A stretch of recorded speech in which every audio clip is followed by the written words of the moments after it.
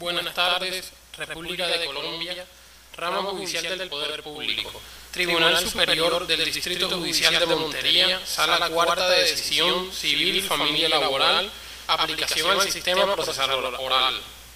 En Montería, a los 4 días del mes de abril de 2013, siendo las 3:30 de la tarde, se dará inicio a la audiencia pública de alegatos y fallo con el fin de desatar el grado jurisdiccional de consulta de la sentencia dentro del proceso ordinario laboral instaurado por Álvaro Augusto Hoyos Cano contra Banco de Vivienda S.A.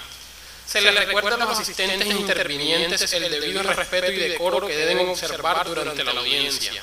Obedecer las órdenes impartidas por los honorables magistrados, permanecer en los lugares asignados, salvo que los honorables magistrados autoricen lo contrario, no murmurar los aciertos o desaciertos de las partes a través de señas, aspavientos o manifestaciones verbales, utilizar posturas acordes a la solemnidad de la audiencia, no fumar, comer, dormir, leer ni botar basuras en sitios inadecuados, no protagonizar ni fomentar riñas o escándalos dentro de la sala, no hacer uso de equipos de comunicación y mantenerlos apagados. Preside la audiencia el honorable magistrado Dr. Cruz Antonio Llanes Arrieta, quien proferirá la decisión adoptada por la sala integrada con los magistrados doctores Jorge Maya Cardona y Gustavo Manuel Jiménez Peralta. Se solicita a los asistentes ponerse de pie al ingresar los honorables magistrados.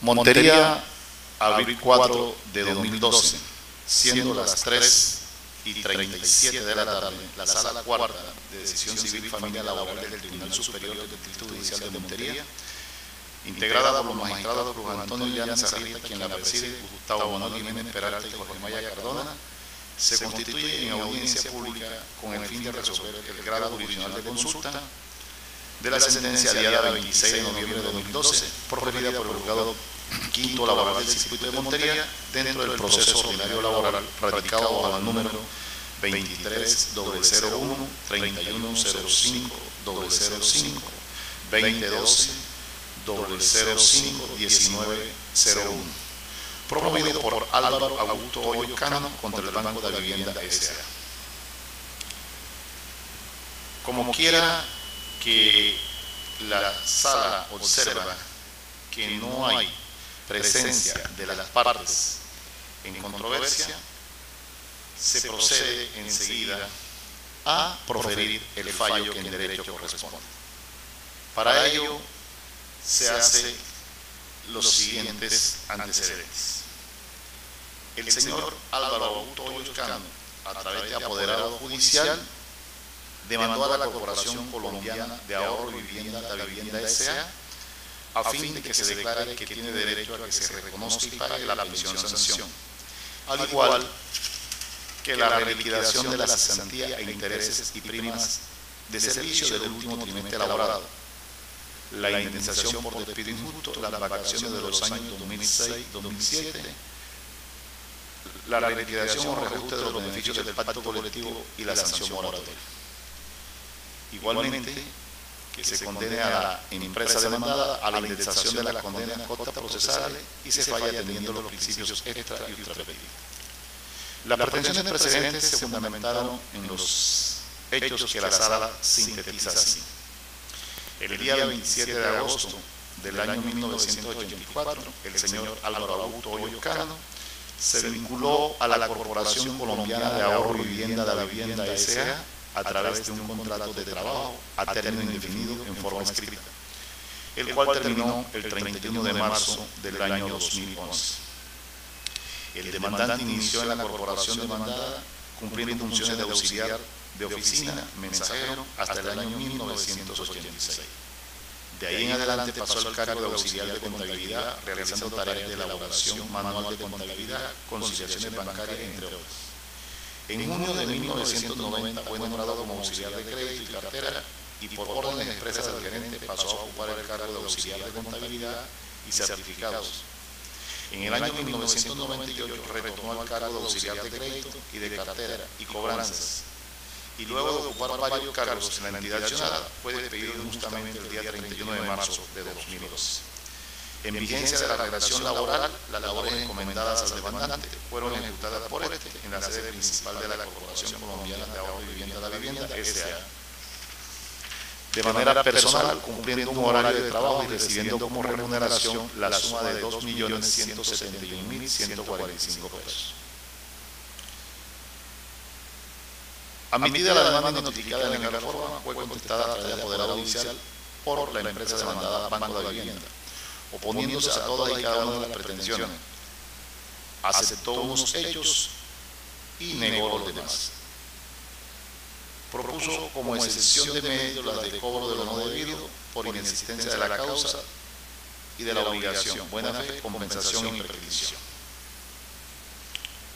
Una vez hechas las audiencias de ley y recaudado el material probatorio, el ACU procedió a dictar sentencia el 26 de noviembre de 2012, donde decidió declarar aprobada las gestiones propuestas por la Corporación Colombiana de Ahorro y Vivienda La Vivienda S.A. y en consecuencia la absolvió de todas y cada una de las pretensiones esposadas en la demanda. Su decisión la fundamentó en lo siguiente. Como quiera que el demandante presentó una demanda indicando como fecha de inicio y terminación del contrato de trabajo el 17 de agosto de 1984 al 31 de marzo de 2011, y la demandada se opuso a las pretensiones de la demanda negando la fecha de terminación del contrato de trabajo, por lo que mirada la carta de terminación y el contrato antes dicho obrante en el plenario, se tiene que se suscitó por un periodo de 26 años, 7 meses y 3 días, el cual serviría de base para calcular las demás pretensiones delegadas. Procedió entonces a verificar si estaban dados los requisitos para acceder a una pensión-sanción, especificando que esta figura jurídica fue establecida inicialmente en el artículo 8 de la Ley 161 de 1986, posteriormente la Ley 50 de 1990 en su artículo 37 modificó esta pensión para el sector privado, dejándolo incólume para los trabajadores oficiales. Luego, la Ley 100 de 1993 modificó dicho derecho pensional, señalando como requisitos que haya trabajado mínimo 10 años y haya sido despedido injustamente, que el tiempo sea entre 10 y 20 años, y tercero, que no se encuentre afiliado al sistema de seguridad social. Para el caso de estudio se aplica el citado artículo 37 de la Ley 100 de 1993, ya que el actor está solicitando el derecho pensional en vigencia de la citada ley. Para ello citó sentencia de la Corte Suprema de Justicia número 4735 de 2012. Sin embargo, el demandante no es beneficiario de la pensión-sanción, ya que a folio 52 a 62 se encuentra el certificado que acredita que el mismo se encuentra afiliado a Seguridad Social en pensión. En cuanto al despido injusto, precisó que el artículo 64 del Código Sustantivo del Trabajo establece una liquidación de dicha indemnización. Esto es 30 días de salario por el primer año laborado y 20 por los demás, y proporcional al tiempo laborado. Después de hacer las operaciones matemáticas del caso, consideró que la liquidación de la indemnización por despido injusto arrojó un valor de 37.527.908,62. Es decir, esto es lo que se le adeuda al demandante por despido injusto. Sin embargo, en la liquidación de prestaciones sociales se demostró que le fue cancelada la suma de 74.054.618 pesos. De ahí que dicha indemnización se encuentra debidamente sufragada. Con relación a las prestaciones sociales, precisó que, en lo que respecta a las pagaciones, el demandante pide una replicación. Quiere ello decir que se le ha debido cancelar una suma por esto. Sin embargo, el ACU desconoce la que se le canceló por este valor, por lo que al no existir elementos probatorios que acrediten dicha suma, no es posible calcular esa liquidación. Sobre las cesantías expuso que, de acuerdo a los cálculos realizados, estas deberían ascender a la suma de 519.614 pesos, y en la liquidación final que fue aportada solo se evidencia un pago de 47.700 pesos, es decir, existiendo una diferencia a favor del demandante de 462.507 pesos, sin dejar a un lado que a la demandada se le dejó un excedente de la indemnización por despido injusto de 36.526.509, lo cual se compensará para efecto de la cesantía, lo que quiere decir 36.526.509 pesos. A esto se le resta la suma de 472.507, quedando un excedente a favor de la entidad demandada de 36.054.202 pesos.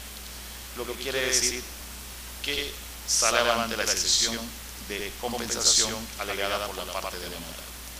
Lo que respecta a los intereses de las cesantías, no se acredita su pago en la liquidación final. Estos debían ascender a la suma de 62.353 pesos, .68. Aplicada la sanción, es decir, doblada, arrojaría la suma de 124.707.36. Suma que al ser compensada, es decir, al restarle a 36.054.202, nos está arrojando un excedente de 35.929.494,92. De esta forma, absorbió a la parte accionada por este concepto. En lo que tiene que ver con la prima de servicio y de acuerdo a las operaciones aritméticas realizadas por RACO, deberían ascender a la suma de 519.614 pesos, y la liquidación final que reposa en el expediente se reporta un pago de 488.975, es decir, existe una diferencia de 30.639 pesos, valor que también compensa por el excedente de la indemnización por despido injusto. Así, del excedente de 35.929.494 pesos con 92 centavos, se le resta la suma de 30.639 pesos, quedando una diferencia de 35.898.855 pesos con 92 centavos, por lo que no salió avante esa pretensión. Con relación a los beneficios del pacto colectivo, como quiera que no se encuentre acreditado lo que se le pagó, es imposible entrar a liquidarlo absolviendo a la demandada de esta petición. Teniendo en cuenta los fundamentos expuestos por la juez ACU, procede la sala enseguida a estudiar, si es del caso, confirmar o revocar la sentencia consultada. Para ello hace las siguientes consideraciones.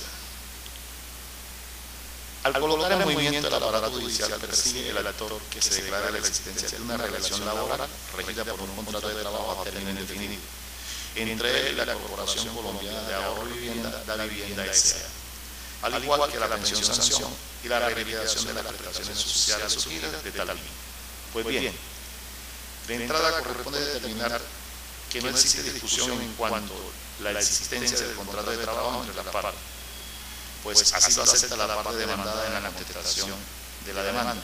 No obstante lo anterior, el actor manifiesta que el contrato inició el día 27 de agosto de 1984 y finalizó el 31 de marzo de 2011, es decir, 26 años, 7 meses y 4 días laboró para la empresa demandada. Sin embargo, esta hace alusión a que dicha relación duró un día más.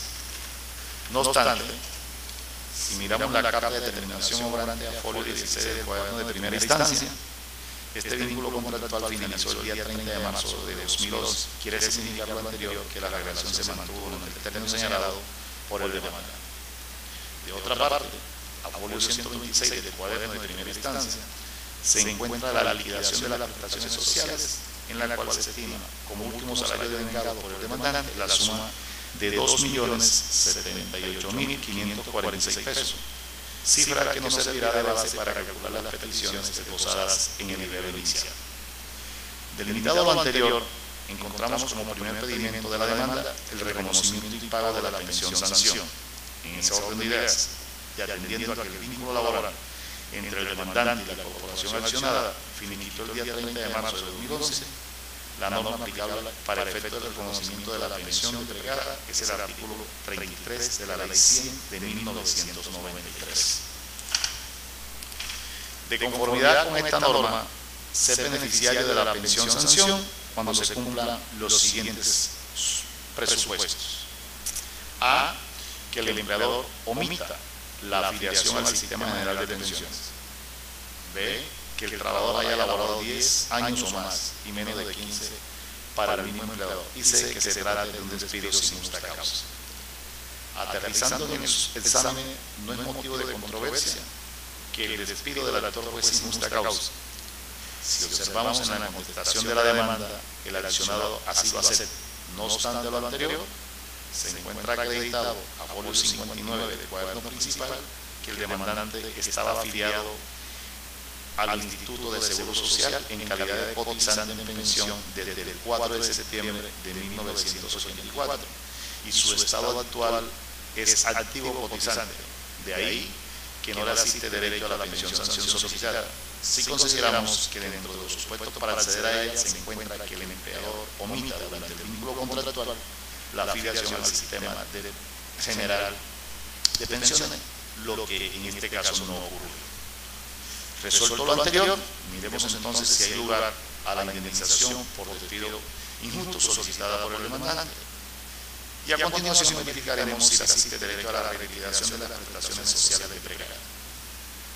Determinará esta judicatura lo referente a la indemnización por terminación unilateral del contrato de trabajo, por lo cual debe resaltar que en ninguna parte del plenario se demostró que la vinculación del demandante obedeciera a una justa causa.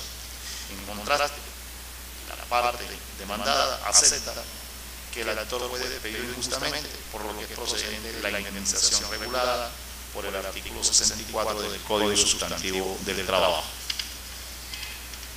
Entonces, tenemos que tiene derecho el actor a 30 días de sueldo por el primer año laborado, es decir, desde el 27 de agosto de 1984 hasta el 26 de agosto de 1985.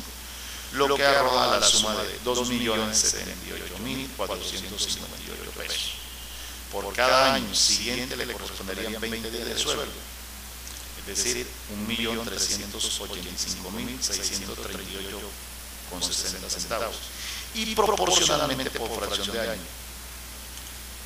del periodo comprendido entre el 26 de agosto de 1985 hasta el 25 de agosto de 2010, lo que equivalen a 25 años. Por lo que multiplicados 1.385.638 pesos con 60 centavos por 25 nos arroja un total de 34.640.965 pesos. Como le resta al demandante una fracción de 217 días, desde el 26 de agosto de 2010 hasta el 31 de marzo de 2011, a realizar la correspondiente regla de 3, nos arroja que el actor tiene derecho por esa fracción de año a 12.05 días indemnizados. Como el salario mensual era de 2.078.458, dividiendo esa suma entre 30, nos da como resultado de un salario diario de 69.281 pesos con 93 centavos, que al multiplicarlo por los 12.05 días, nos da como resultado la suma de 834.847 pesos con 29 centavos como valor de los restantes días de remuneración. Conforme a lo anterior, tenemos que al demandante se le debería cancelar por concepto de indemnización por despido injusto el valor de 37.554.270 pesos con 29 centavos. No obstante lo anterior, al viernes de la sala que a folio 18 del cuaderno de primera instancia milita la liquidación de las prestaciones sociales realizada al demandante, de la cual se puede deducir que a este le fue cancelada la suma de 74.054.618 pesos por concepto de indemnización por despido injusto. Quiere ello significar que al elector le fue reconocida una suma superior a la debida. Ahora bien, si restamos de esa suma los 37.554.270 pesos con 29 centavos, nos arroja un equivalente de 36.500.000 500.347 pesos con 70 centavos. Excedente que corresponde a la accionada, motivo por el cual era procedente absolverla de ese pedimento, como aceptó el acto. En lo atinente a la reliquidación de prestaciones sociales, el señor Hoyo Cano requiere que se reliquiden cesantía y intereses de cesantía y la prima del último trimestre elaborado. Aunado a ello, lo correspondiente a vacaciones de los años 2006 y 2007, por lo que se procederá a hacer las operaciones de rigor, tomando a consideración el último salario de vengado, esto es 2.078.458 pesos, y el último trimestre equivalente a 90 días. Realizada la operación matemática de la cesantía, nos da un valor de 519.614 pesos con 50 centavos. De intereses de las cesantías, nos da un valor de 15.588 con 40 centavos. Dobladas, estas nos arroja la suma de 30.176 pesos con 80 centavos. Por concepto de prima, nos da la suma de 519.614 con 50 centavos. En cuanto a las vacaciones, requiere el actor el pago de los años 2006 y 2007, prestación cuya liquidación nos arroja un total de 2.078.452 pesos. Para un total adeudado por concepto de prestaciones sociales de 3.148.863 con 80 centavos. Pero teniendo en cuenta que a folio 18 del cuadro principal se encuentra incorporada a la liquidación realizada al actor, de la cual se extrae que a este le fue sufragada la suma de 1.156.732 pesos por los conceptos de cesantía, intereses, prima y vacaciones. Ahora bien, si a 3.148.863 pesos con 80 centavos le restamos la suma de 1.156.732 pesos, se tiene que al accionante se le deuda la suma de 1.992.131 pesos con 80 centavos. Sin embargo, no puede pasar por alto esta corporación que al demandante le fue cancelada una cantidad superior a la deudada por concepto de indemnización por despido injusto, quedando un excedente a favor de esa entidad de 36.500.347 pesos con 70 centavos. Así las cosas, si a esta cantidad le restamos 1.992.131.000 pesos con 87 centavos, nos arroja la suma de 34.508.215 pesos con 83 centavos, excedente a favor de la entidad accionada. En consecuencia, se absolverá a la demandada por este concepto. Depreca además el demandante la reliquidación o reajuste de los beneficios del pacto colectivo, respecto a lo cual de entrada advierte la sala que absolverá a la parte demandada por esta condena, ya que tal como lo señaló el juez de primera instancia, en el plenario brilla por su ausencia prueba de la cual se puede inferir cuál fue la prerrogativa del pacto colectivo que se le reconoció al demandante, y mucho menos el monto de esto, lo que imposibilita determinar si es viable o no la liquidación de la citada petición. Por último, se analizará lo pertinente a la sanción moratoria, no sin antes advertir que esta sanción no opera automáticamente, es decir, si el demandado logra probar una causal de justificación en el no pago de las prestaciones sociales al demandante, a la finalización de la relación laboral debe ser eximido de esa condena.